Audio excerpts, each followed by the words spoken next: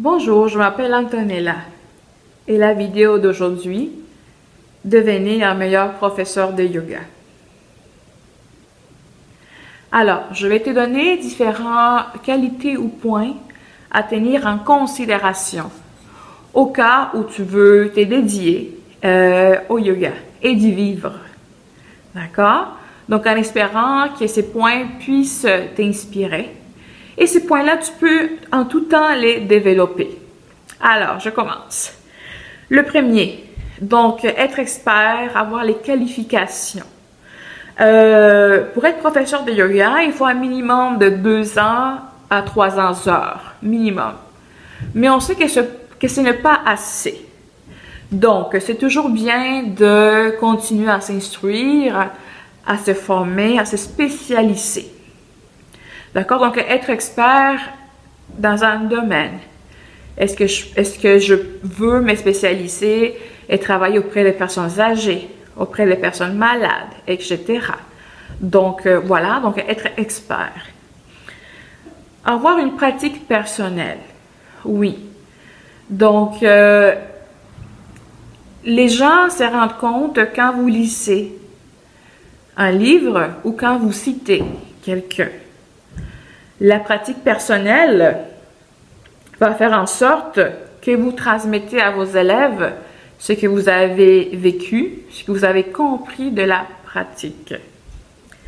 Ça vous permet aussi de comprendre mieux donc la philosophie et les postures comme telles et de pouvoir les transmettre et les enseigner. Donc la pratique personnelle, importante. Ensuite, l'expérience.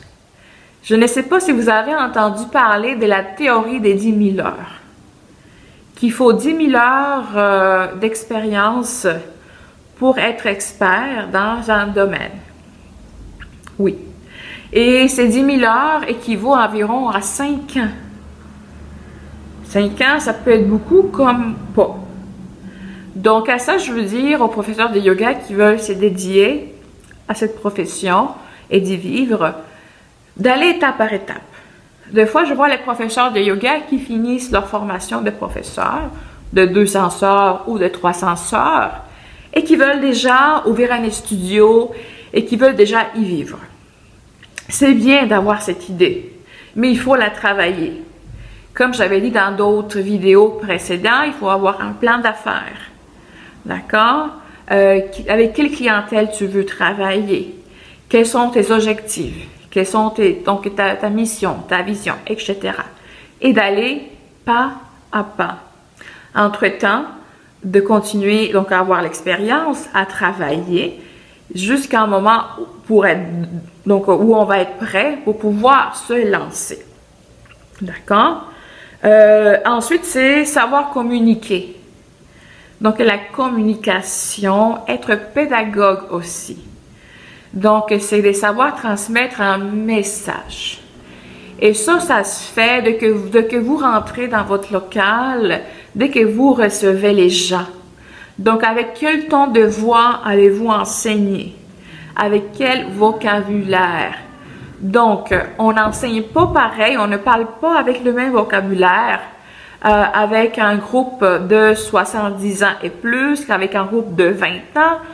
Avec des ingénieurs ou avec, je sais pas, des personnes qui ont des problèmes financiers, qui vivent qui ont plus d'éducation, etc.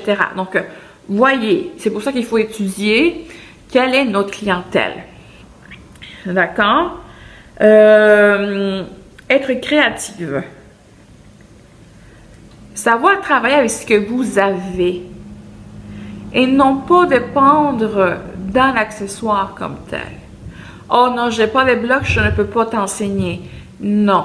Oh non, je ne suis pas dans un local et toi tu veux faire un cours à l'extérieur, je ne peux pas. Oui, il faut se respecter, ça c'est clair. Mais soyez créative. Cherchez et trouvez des solutions. D'accord? Donc, ne soyez pas dépendant ni d'un local, ni des accessoires. Être spontané et savoir travailler avec n'importe quel type de clientèle. C'est sûr que vous avez choisi, maintenant que vous avez choisi déjà avec quelle clientèle vous voulez travailler. Et c'est parfait. D'accord? C'est ça qu'on veut aussi. Par contre, soyez à l'aise aussi à travailler avec n'importe quel type de clientèle, de n'importe quel âge et même histoire de vie. Être capable aussi de motiver, oui, de les motiver, mais de modifier ces classes. Donc, si vous êtes un professeur de yoga qui est habitué de tout écrire et de suivre ce que vous avez écrit, c'est correct. Mais soyez aussi à l'aise à ne pas respecter ça. C'est-à-dire, vous avez écrit et préparé un cours pour travailler l'ouverture des hanches, mettons. Ce qui est parfait. Mais quand vous arrivez à votre local, vos élèves vous disent, 80% de vos élèves vous disent, mais écoute, on aimerait travailler les épaules et le cou. À ce moment-là, vous devez être capable de tout changer, de tout modifier votre cours. D'accord? Être capable de motiver vos élèves.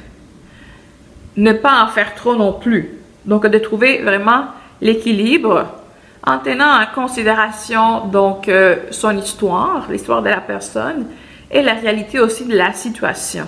D'accord?